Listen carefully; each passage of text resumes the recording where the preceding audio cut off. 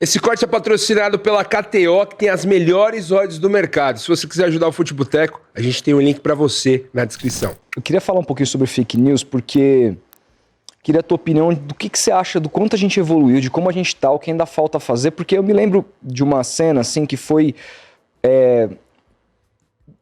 Você começou a se destacar para mim, assim, começou a chamar a minha atenção, isso muito antes do bolsonarismo, etc.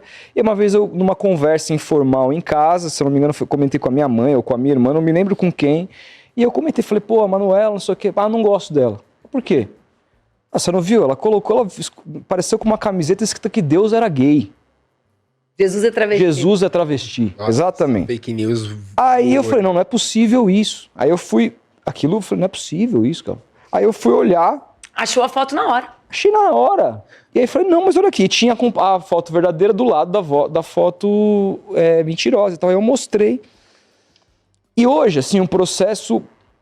Hoje, por exemplo, quando a minha mãe vê uma notícia que ela acha um absurdo, ela, Rodolfo, isso aqui é verdade? Ela já tem uma coisa, coisa ali meio tipo assim, isso aqui pode ser mentira. Mas na época, o que as pessoas viam, que elas não estavam acostumadas com essa coisa da fake news, era verdade absoluta. E elas construíam todo um pensamento a partir daquilo, que era até difícil você demovê-la daquele pensamento, porque ela acreditou sobre aquilo, ela fez a sua imagem a partir E vinha por pessoas que passavam credibilidade para ela. Exatamente. Né? Tipo, parentes, pastores. Exatamente.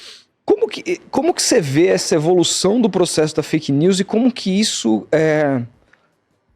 te acometeu, assim, porque você foi uma das pessoas mais atingidas nesse país por conta dessa... Assim, mal, né? acho que tem várias camadas essa discussão, né? Então, sempre existiu mentira e sempre existiu esse esforço para caluniar pessoas que estavam fora do padrão, né? Então, vamos lá. Eu sou uma pessoa que tive a minha vida pública, vou dizer inteira, porque não é verdade, mas uma grande parte dela antes dos sistemas de desinformação robotizados. Eu fiz 500 mil de votos, o que equivale a 8% dos votos do estado do Rio Grande do Sul, para deputada em 2010. É muita coisa. 8% é muita coisa. Né? Porque a gente fala 500 mil já é muita coisa. Mas é que 500 mil no Rio Grande do Sul é muito mais do que 500 mil em São Paulo, certo? Então, assim, por que eu tô falando isso? Eu já era atacada, né? Eu já inventavam naquela época, tinha muito panfleto apócrifo. Eu lembro que, não vou citar todos, mas a principal fake news sobre mim era que eu cheirava. Porque eu tinha muito voto... Olha só que coisa nova, fizeram isso com o Boulos agora. Exatamente. Mas era feito como? Era feito com um método, olha que louco, gente, a velhice vai explicar pra vocês um negócio. Eles paravam pessoas nas paradas de ônibus, paradão, lotado, ponto do metrô, sabe? Sei. E falava assim, viu que loucura? Pegaram a Manuela cheirando, pô. Aí tu entra no ônibus com aquilo ali, né? E aí tu muda de ponto e põe a pessoa no outro. Viu que louco? Ela não é essa deputada, tu não viu? Pegaram cheirando. E aí tu põe uma pessoa, tu distribui pessoas em lugares de grande concentração, comentando entre si, para que as outras pessoas escutem entre. Aí tu entra no ônibus e fala, tu viu o que eles estavam falando ali? Vira um burburinho, né? Vira um burburinho na cidade. Cretinos, cara. Então eu era vítima disso, porque é óbvio, né? Surge uma pessoa que não tem partido grande, que não tem base de apoio de vereador, de sindicato, de prefeito, e faz mais voto do que todo mundo tinha feito na história, e até hoje, né? A primeira e a segunda posição histórica são minhas no Rio Grande do Sul. Eu bati o recorde de 2006 e bati o meu próprio recorde de 2010.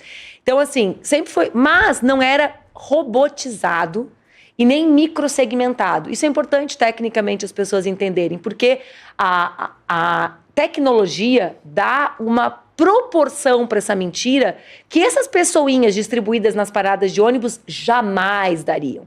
Né? Então, quando as pessoas falam assim, sempre teve mentira, Lula era vítima de mentira. Sim, minha amiga, mas a proporção que as máquinas dão é incomparável com o que essas pessoas dão na rua. Essa é uma questão. Mas existe uma segunda questão, que é a chamada microsegmentação da distribuição do conteúdo. Hoje a gente convencionou falar disso por causa do algoritmo. Mas é o conteúdo sendo distribuído, a mentira certa para a pessoa certa. Então, nem todo mundo recebia as mesmas desinformações sobre mim. As pessoas recebiam de acordo com o algoritmo, entre aspas, tá? Do que a maneira como se convencionou a chamar tudo agora. Vejam só, outro detalhe. Em 2014, 15, 16, 17, 18, que é o período que isso se espalha sobre mim, entre 14 e 18 é o ápice disso, a gente não tinha uma lei que chama Lei Geral de Proteção de Dados Pessoais. Lei que o deputado Orlando Silva foi o relator. A não existência dessa lei fazia que o Brasil fosse uma selva na disponibilização dos dados para essa microsegmentação. Então, a Europa, por exemplo, a Europa como a União Europeia, tem isso desde o início ali dos anos 2010. O Brasil está quase uma década atrasado. Então, tudo que tu comprava, vamos falar da Havan, o teu cartão da Havan, todas as tuas informações podiam ser usadas como queriam, porque não tinha LGPD. Então, tudo isso fez com que alguns de nós, eu, o Jean, alguns de nós, né, tivéssemos sido alvos num esquema que nem existe mais e nem existirá tão fácil de destruição de reputação. Essa é uma coisa. 2, tu falou um negócio da tua mãe e aqui tu deu um dos pulos do gato. Quem fez eu ver isso foi o Felipe Neto. A pessoa vê uma informação. Ela pode até ser desmentida depois, mas ela não desvê. O cérebro dela processa aquilo. E o lugar da correção da informação não é o mesmo lugar da informação que causou pânico, que causou repulsa. A verdade não opera no mesmo lugar do pânico. Então, essas pessoas, muitas vezes, mesmo de esquerda, mesmo sabendo que eu fui vítima de um sistema de mentiras, elas continuam achando que eu sou mesmo uma radical, que eu fiz alguma coisa de errado mesmo, eles não lembram nem muito bem o quê, que eu fiz por merecer em algum sentido. Quem é muito vítima disso é o movimento de mulheres, o ele não. Tem uma análise bem comum por aí, inclusive na esquerda, que diz assim, o ele não destruiu a eleição de 2018. É uma mentira. Disseram que ele foi contraproducente, né? É uma mentira. A gente só foi para o segundo turno por causa do ele não. Eu fui candidata a vice-presidente naquela eleição, eu estava na noite de apuração do primeiro turno e lembro bem como foi estreita a margem que nos levou no segundo turno. Essa margem é a margem da mobilização das mulheres. Ocorre que naquela eleição, a esquerda, e aqui eu falo assim, as organizações centrais da esquerda, o comando da campanha, compreendia muito pouco sobre fake news. Aí começaram a surgir aquelas montagens ridículas, patéticas, né? De mulheres se masturbando na frente da igreja, deu com aquele Che Guevara imenso tatuado aqui, aquela tatuagem horrível, as minhas são todas bem bonitinhas. Né? Aí, não o Che que era horrível, a tatuagem em si, né? E aí, o que aconteceu? A galera acreditou que aquilo tinha rolado no ele não. Até a galera de esquerda. E começava a pensar, nossa, o que é isso? O que organizaram? Como não sabiam sair da mentira, aderiram a ela. A ideia de que aquilo ali tinha sido contraproducente. Então, eu não tenho como mensurar o que aconteceu na minha vida por causa disso, tu entende? Por quê? Porque eu perdi dezenas de pessoas que eram próximas a mim e que em alguma escala acreditaram. Eu perdi pessoas que não foram solidárias da maneira adequada, porque não compreenderam a dimensão do que foi uma vida atravessada. É isso, gente. A primeira vez que a minha filha foi agredida, a minha filha nunca foi agredida nem por mim e nem pelo meu marido. E eu não posso dizer que ela é uma criança que nunca foi agredida, porque ela foi agredida por uma mulher loira, bonita, bem resolvida, com cara de patricinha e de rica, que achou de bom tom bater no sling, no pano que prendia minha filha em mim, porque esses merda do MBL, pode falar palavrão aqui, né? Claro, pode, não puder. Ainda mais esses merda, né? Ainda mais fizeram uma fake news de que eu tinha feito meu enxoval em Miami. Eu não fiz nem enxoval e nem conheço Miami, para vocês terem uma ideia do negócio. E a mulher achou de bom tom, em pleno 2015, bater no sling de pano da minha filha, perguntando por que eu não tinha comprado em Cuba e tinha comprado em Miami. Entendeu? Então, quando eles dizem que não são responsáveis pela violência, pelo cara que coloca fogo no corpo lá em Brasília, pelo cara que vai com arma nas palestras onde nós estamos, eles estão mentindo, porque eles incitam essas mentiras. Com certeza. Eles incitam essa violência a partir dessas mentiras, porque as mentiras encontram as pessoas em estados de saúde mental e de equilíbrio diversos, né? Então, vê bem, esse é o esquema que eu enfrentei, né? É imensurável. Não tem como dizer assim, cara, minha vida inteira, eu não levei a minha filha no parque tantas vezes quando ela tinha o direito de ir. Entendeu? É sobre tudo. Eu não desci no supermercado tantas vezes quanto eu devia. Sabe? Eu não caminhei, eu não peguei ônibus tantas vezes quanto eu queria. Teve sua vida privada. A minha vida inteira foi atravessada por isso, de 2015, sobretudo, até agora. Agora, tem uma coisa que mudou. E essa coisa é a compreensão do Poder Judiciário sobre isso e a compreensão de uma parte do Brasil sobre liberdade de expressão, interpretando da maneira adequada a Constituição Federal de 88. Lá atrás, em 2014, quando eu entrava na justiça contra essa galera, o que eu ouvia da imensa maior parte das juízas e dos juízes, dos magistrados? Faz parte. Nossa. Para vocês terem uma ideia, eu tive um parto super difícil. Eu tive 26 horas de trabalho de parto, enfim.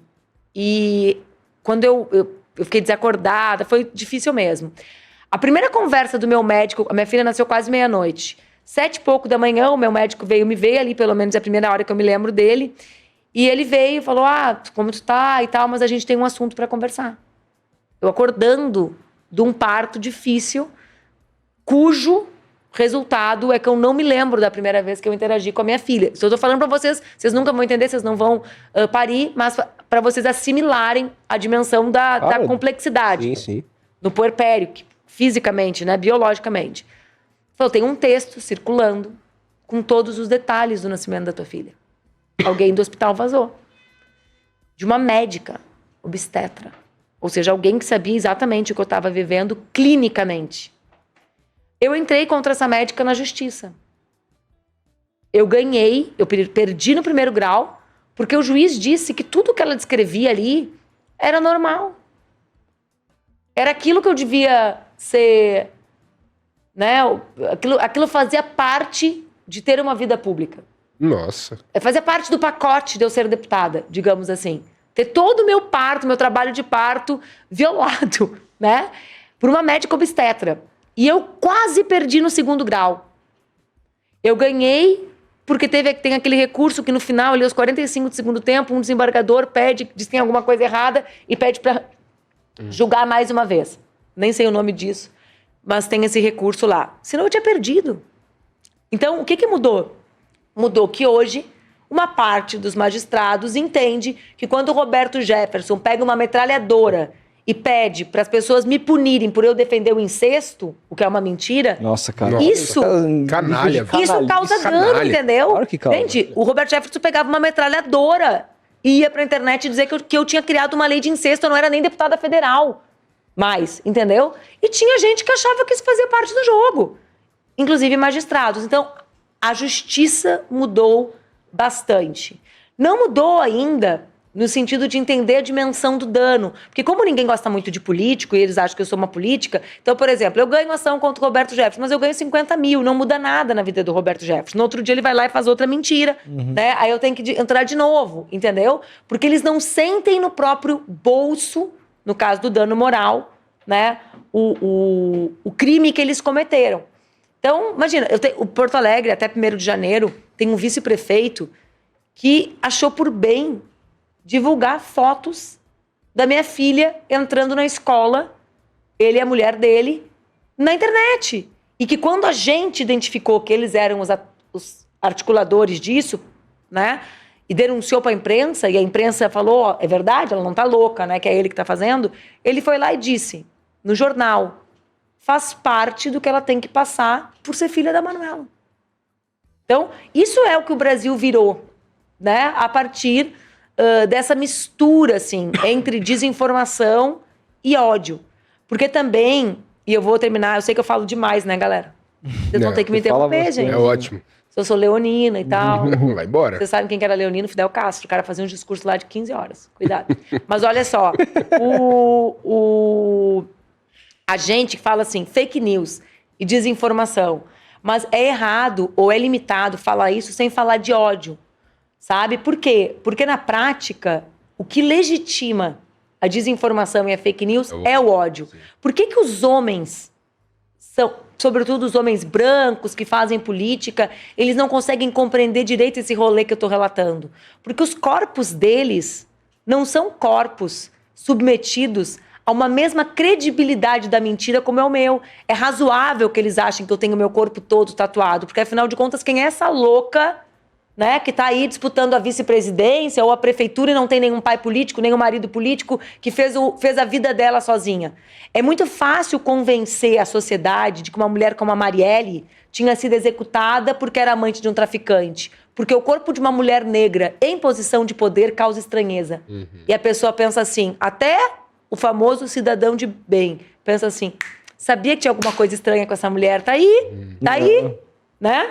Então, assim, os corpos dos negros e das negras, da população LGBTQIA+, das mulheres, são corpos que são odiados no nosso país. Olhem os dados do feminicídio, olhem os dados de crianças com menos de 14 anos dando à luz, olha o Congresso fazendo com que o Brasil vire Gilead, né, obrigando meninas estupradas a serem mães. Tudo isso que a gente fica ali falando com outros nomes é ódio.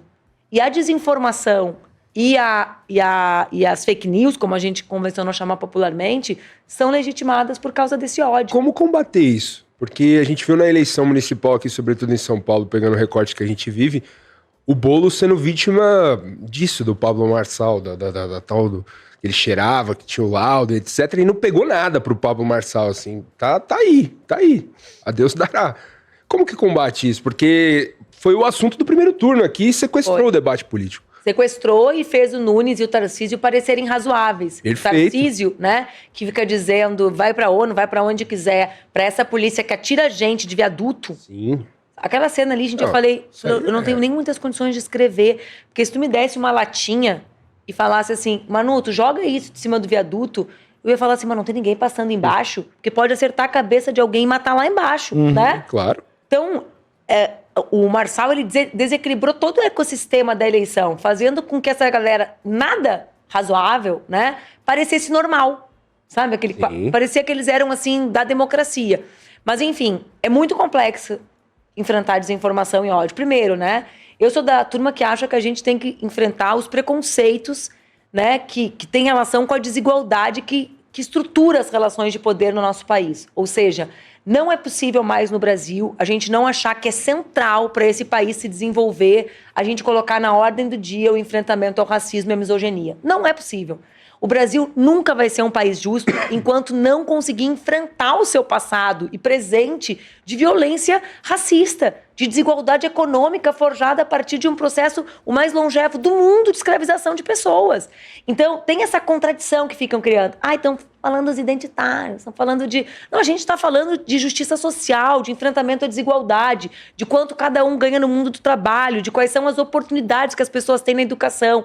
É muito fácil dizer, a educação é o caminho para transformar o mundo. Isso é óbvio. Mas como é que a minha filha acessa a educação e como é que a filha de uma mulher negra, trabalhadora doméstica, acessa a educação? É isso que a gente está falando. Que casa chega essa criança com uma mulher que trabalha e fica 2 horas no metrô, todo dia para chegar em casa, e mal conseguir ter a grana de alimentar essa criança, e que casa chega a minha filha com a mesma escola. Então, é preciso desmascarar essas estruturas. Isso tem a ver com o quê? Com esse processo do ódio, desse preconceito. Né? O ódio é a elevação do preconceito à sua máxima potência, digamos assim. A desinformação em si tem a ver com várias coisas. Tem alguns estudos que mostram, bem interessantes, que a literatura, por exemplo, é imprescindível para que a gente enfrente desinformação. Porque quem lê tem mais camadas de subjetivação. Então consegue olhar para uma coisa e pensar, tem alguma coisa errada nisso aqui, né? Não fecha o lé com cré. Ao mesmo tempo, tem mais camadas de compreensão, de ironia, né, de sofisticação de mensagens. Então, vê, a literatura pode ser uma ferramenta disso. A Finlândia, fiz 10 edições de um clube de leitura só com romances, e as pessoas achavam que eu estava louca. Mas tem a ver com isso. Né? O Brasil, pela primeira vez, bateu a marca de mais pessoas que não leem um único livro por ano do que leem. Olha que louco. Ou seja, está regredindo. Está regredindo. No que diz respeito ao livro e à leitura, sim. 2, a Finlândia nos mostra que países que investem em educação midiática e, ao mesmo tempo, que têm crianças que desenvolvem mais as operações lógicas, ou seja, matemática, também tem uma blindagem maior à desinformação.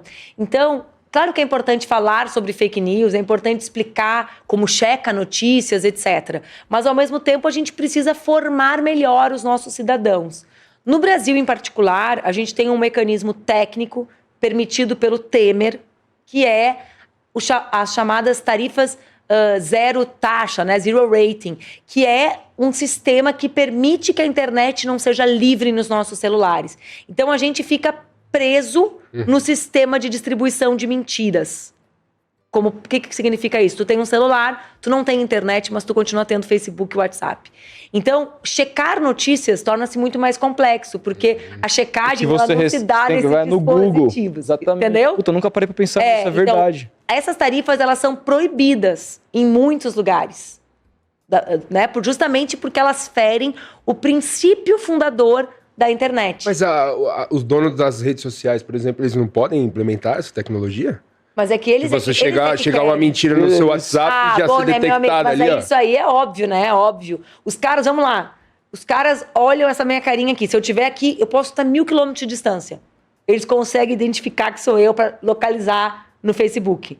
A guerra de Israel, né? O genocídio produzido por Israel em Gaza, faz com que o líder do Hamas seja morto por um drone que identifica ele enquanto ele está com um pau na mão. E aí, os donos das Big Techs não conseguem identificar uma notícia falsa que a gente já ganhou na justiça que é falsa. É óbvio que eles conseguem. Então, eu estou imaginando que as grandes empresas do mundo, né, que são empresas, sobretudo norte-americanas, que é um outro hábito que a gente tem que perder, né, de achar que elas são empresas sem pátria. Não, elas têm pátria direitinho, porque quando o TikTok botou as patinhas dele lá nos Estados Unidos... A gente viu o que aconteceu. Sem constrangimento nenhum, os americanos falaram... Não, meu amigo, os meus dados não. Aí quando a China fazia isso com o Facebook era antidemocrática, olha lá, ditadura, comunista, etc. Mas enfim, então não tem interesse deles. Eles lucram a partir dessa performance da desinformação, do ódio, do engajamento. São corresponsáveis também, pô. Claro que são. Muito, velho. Em Mianmar, a ONU, o relatório da ONU sobre a barbárie que aconteceu em Mianmar, depois que o Facebook foi para lá, no início dos anos 2010, responsabiliza o Facebook por aquilo, né? Então já faz tempo, já faz uma década que o mundo sabe que eles têm responsabilidade nesses conflitos e nada acontece, como não acontece nada agora contra Israel na prática. Vai lá, que também mostra um pouco a dimensão da crise que o mundo que a gente vive está passando, né, gente?